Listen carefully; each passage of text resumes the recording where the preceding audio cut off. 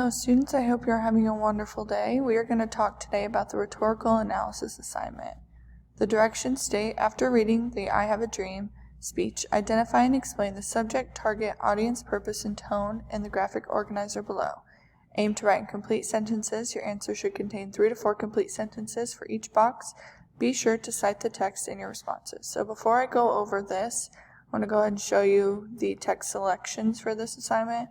So for each of the boxes, subject, target audience, purpose, and tone, there's a selection of text that will be relevant to the boxes in here. So make sure you're using those specific text selections for this assignment.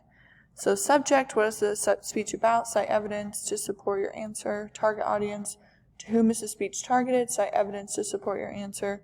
Purpose, what is the purpose or goal of the speech? Cite evidence to support your answer.